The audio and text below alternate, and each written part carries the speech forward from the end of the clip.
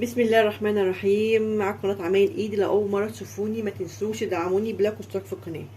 النهارده ان شاء الله هنعمل العصير اللي بيقوي المناعه جدا جدا جدا، وبيحمينا قوي قوي قوي من نزلات البرد في الشتاء.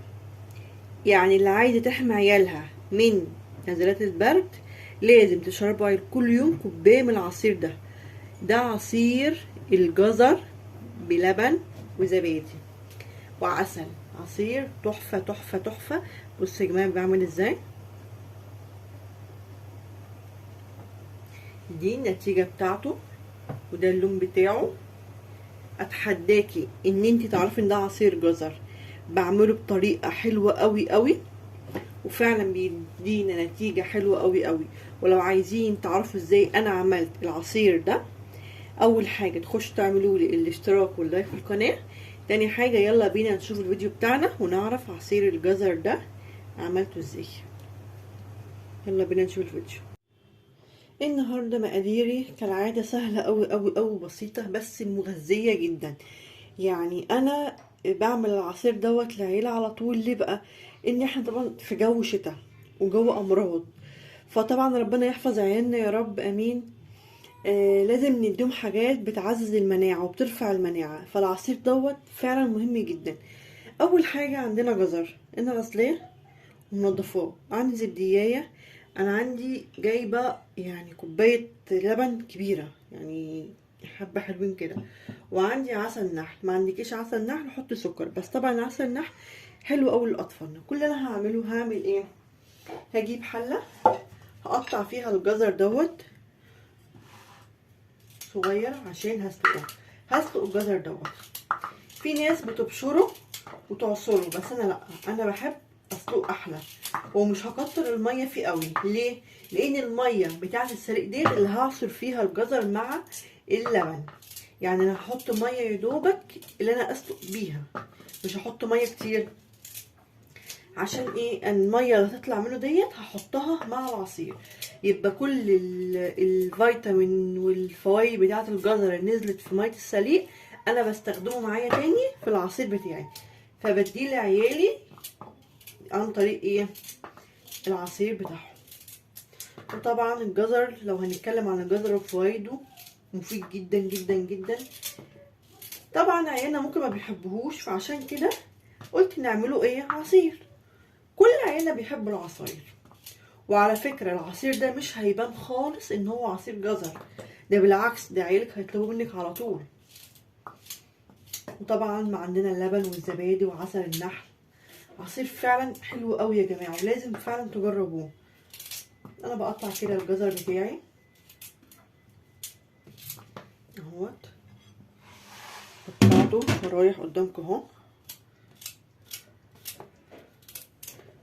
كل اللي انا هعمله بقى هقوم جايبه ميه كده، قطعت كل كميه الجزر معايا قدامكم.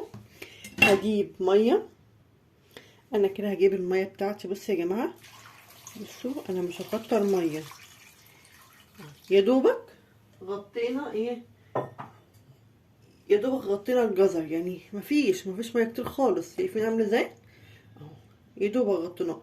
هحطه على النار يتسلق لغايه ما يعني يستوي قوي الجزر، وهرجع لكم تاني عشان هنشوف ازاي هنعمل العصير ده. ورجعت لكم انا كده سلقت الجزر بتاعي معلش، ايوه. بصوا يا جماعه بعمل ازاي. بصوا يعني دي طلعتها كده، بصوا مستويه ازاي، هتك الاقيها ايه؟ استوت. شايفين؟ وعندي هنا الزبدية واللبن والعسل. هعمل ايه؟ هجيب الخلاط بتاعي هحط فيه الجزر بالميه بتاعته. دي ميه السلق يا جماعه، انا ما رميتهاش. طبعا انا غسلاه حلو جدا، حلو قوي قوي كمان. يعني منضفاه شايله منه اي عفار واي كل حاجه. ماشي، انا كده هحطه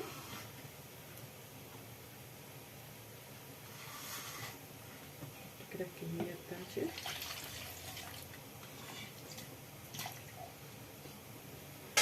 واقوم حاطه اللبن بتاعي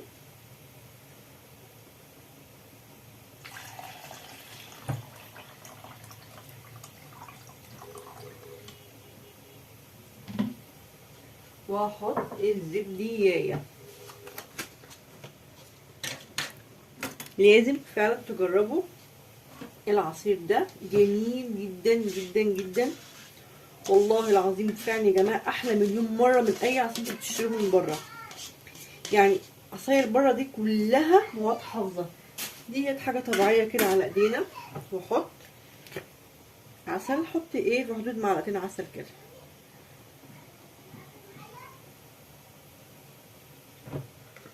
وهضربه حلو قوي في الخلاط وارجع لكم تاني. ورجعت لكم، وده كان شكل عصير الجزر بتاعي. بصوا يا جماعه انا هصبه قدامكم عامل ازاي. بصوا